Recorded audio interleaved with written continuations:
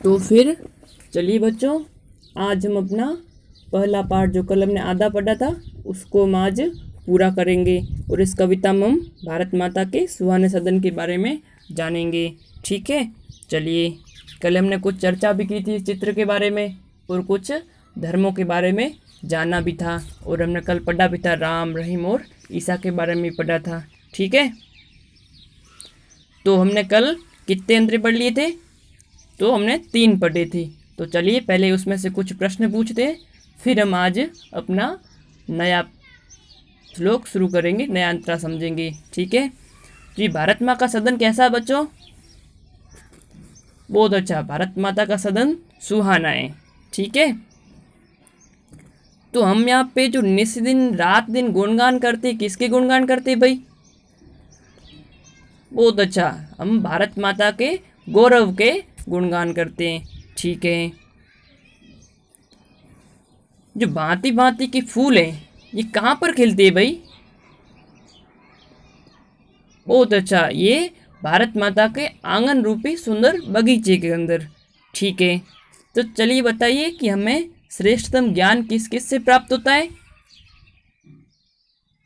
बहुत अच्छा, तो हमें श्रेष्ठतम ज्ञान राम, रहीम और ईसा से प्राप्त होता है।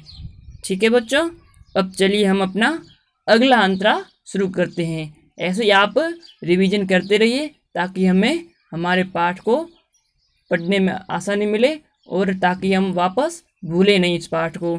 ठीक है, तो चलिए हम आगे अपना पाठ शुरू करते हैं। अब हम अगला अंतरा है कि सदा मित्र बन हाथ बढ़ाते, नहीं बैर का नाम यहाँ, अपने हित से पहले करते, हम परहित के काम यहाँ। तो इसमें देखिए, सबसे पहले इसके शब्दार्थ देख लेते हैं हम। ठीक है बच्चों, तो कठिन शब्द देखिए कि पहला है कि बैर। बैर का अर्थ होता है दुश्मनी, शत्रुता, किसी से बैर रखना, वो शत्रुता होती है। परहित, परहित का अर्थ होता है कि दूसरों की भलाई, यानी कि हित अपना होता है, परहित यानी दूसरों की भलाई करना। ठीक है, तो अब इसका एक बार भावार्थ देखेंगे। सदा मित्र बन हाथ बढ़ाते, नहीं बैर का नाम यहाँ। ये जो भारत देश है, जो भारत भूमि है, यहाँ पे जो रहने वाले सारे लोग हैं, जितने भी आदमी रहते हैं, जितने भी मनुष्य रहते हैं, सभी मित्रता का हाथ बढ़ाते हैं, सभी के सामने मित्रवत व्यवहार करते हैं, सभी एक तरह से मित्र रहते हैं। और नहीं बैर का नाम यहाँ, यहाँ पे किसी प्रकार की कोई किसी से दुश्मनी नहीं रखता है, किसी से शत्रुता नहीं रखता है। ठीक है बच्चों, फिर है कि अपने हित से पहले करते, हम परहित के काम यहाँ। अब परहित का मैंने अर्थ बताया था कि दूसरों की भलाई, यानी कि ये बोल रहे हैं कि कविता के माध्यम से कि जो यहाँ के रहने वाले लोग हैं, जो अपना हित, हित यानी भलाई, अपनी भलाई से पहले हम दूसरे की भलाई देते हैं, परहित के काम करते हैं। और एक श्लोक भी चलता है, पर चलिए हम अपने हित से पहले करते, हम परहित के काम यहाँ।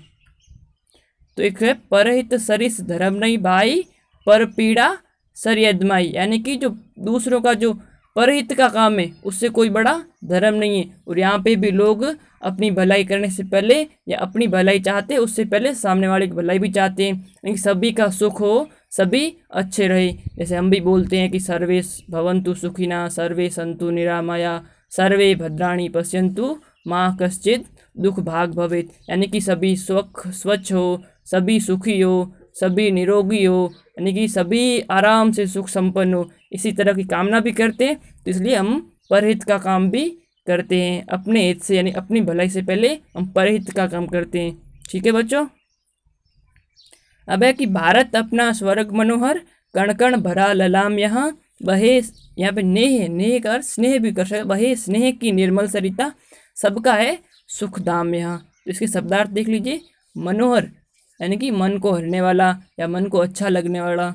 ठीक है, ललाम, ललाम का होता है सुंदर, निर्मल, निर्मल का होता है स्वच्छ, सरिता, सरिता नदी को कहते हैं, और सुखधाम, सुखधाम होता है सुख का स्थान। ठीक है, तो अब देखिए, भारत अपना स्वर्ग मनोहर, ये जो भारत है, ये भारत है जो स्वर्ग से भी अच्छा है, स्वर्ग से भी अच्छा मन को हरने वाला है। ये जो मनोहर, मनोहर का होता है मन को हरने वाला। एक स्वर्ग, स्वर्ग यानी देवताओं का रहने का जो स्थान होता है बहुत ही अच्छा होता है। और जो ये भारत है जो स्वर्ग से भी बढ़कर है, स्वर्ग के समान है, स्वर्ग से भी अच्छा, मन को हरने वाला है। कण कण भरा ललाम, यहाँ जो मातृभूमि भारत है इसकी जो माटी का प्रत्येक कण कण ललाम है, सुंदरता से युक्त है। भारत का प्रत्येक कण, भारत की भूमि का प्रत्येक कण सुंदर है, बहुत ही अच्छा है। इसकी तुलना चंदन से भी की गई है। हमने एक पहले गीत में भी देखा है, बहुत ही अच्छा गीत पहले चलता, अभी भी चलता, जैसे कि चंदन है इस देश की माटी, तपोभूमि हर ग्राम है, हर बाला देवी की प्रतिमा, बच्चा बच्चा राम है। याद है सभी को? बहुत अच्छा। यानी कि जो हमारी जो मिट्टी है इसकी तुलना चंदन से की गई है। चंदन एक बहुत ही खुशबूदार पेड़ होता है, ठीक है। चंदन है इस देश की माटी, तपोभूमि हर ग्राम है, जो यहाँ का जो प्रत्येक गांव है उसकी तुलना तपोभूमि से की गई है। हर बाला देवी की प्रतिमा, बच्चा बच्चा राम में, यहाँ की उत्पन्न होने वाली प्रत्येक बालिका, बाला वो किसकी प्रतिरूप होती है? वो स्वरूप होती है देवी की, यानी कि सीता की। और जो यहाँ का जो प्रत्येक बच्चा बच्चा होता है, बालक है, वो राम का प्रतीक है, राम का स्वरूप है, उनसे तुलना की गई है। अर्थात तो हमारा देश है इस स्वर्ग से भी बढ़कर है, ठीक है। बहे स्नेह की निर्मल सरिता, ये जो भारत है, भारत भूमि के ऊपर स्नेह प्रेम की निर्मल सरिता बहती है। किसी प्रकार की कोई शत्रुता नहीं करते हैं, सभी के साथ मित्रवत व्यवहार करते हैं। एक नदी रूपी बहती है स्नेह की, ठीक है। और सबका है सुख धाम। यहाँ ये जो भारत भूमि है, यहाँ पे सभी का सुख का स्थान है, सभी यहाँ पे आराम से रह सकते हैं, सभी की कोई परेशानी ना हो के, सभी जाति धर्म किसी भी धर्म का हो सकता है, अपनी अपनी तरीके से रह सकता है, यानी सभी के लिए सुख का स्थान है, ठीक है बच्चों। अब हम इससे कुछ प्रश्न करते हैं। ये जो प्रश्न हमने जो पिछली बार की थी, जिसके ऊपर हमने सही का निशान लगाया है, अर्थात जो जो हमने सही का निशान लगाया ये हमने कल कर दिए थे। अब जो बाकी प्रश्न रह जाते हैं वो हम आज करेंगे और अपना पाठ पूर्ण करेंगे, ठीक है। तो पहले 2 प्रश्न हो गए थे, रिक्त स्थान हो गया था। तीसरा प्रश्न है सुख का धाम किसे कहा गया भाई? यानी कि सुख का स्थान, तो सुख का स्थान हमारी मातृभूमि भारत को कहा गया है, भारत माता के इस प्रांगण को कहा गया है, ठीक है। भारत माँ के आंगन को सुंदर उपवन क्यों कहा गया है? सुंदर उपवन क्यों है? क्योंकि ये जो भारत भूमि है, यानी कि भारत माता का जो सुंदर उपवन रूपी आंगन है, इसमें भांति भांति के फूल खिलते हैं, अलग अलग प्रकार के लोग रहते हैं, इसलिए इसे सुंदर उपवन की संज्ञा दी गई, सुंदर उपवन कहा गया है। हमारे देश को धरती का स्वर्ग क्यों कहा गया भाई?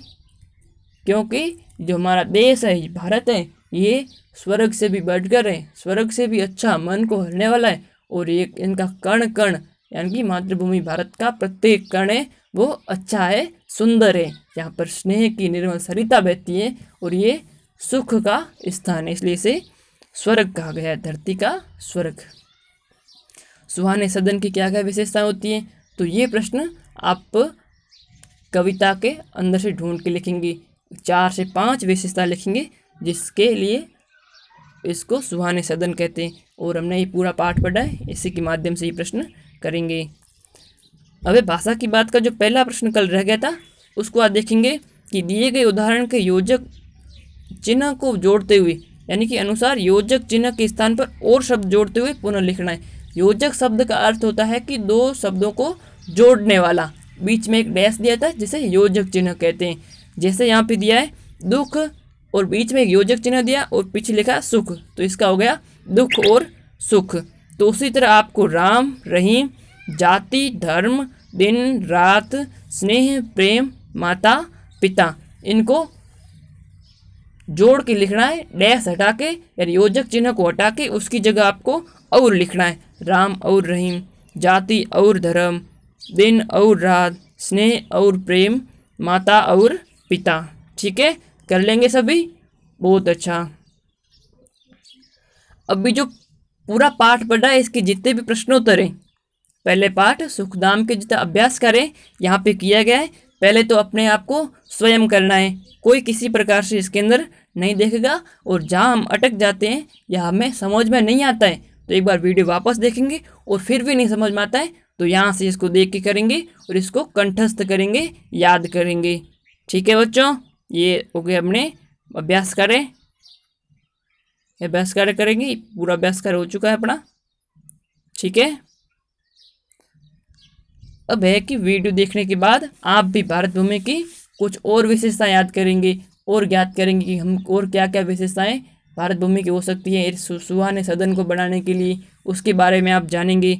और अभिभावक से निवेदन है कि बच्चों को भारत भूमि की सांस्कृतिक विरासत, भौगोलिक विशेषताओं के बारे में बताएं और उसके पश्चात दिए गए प्रश्न करवाएं। धन्यवाद।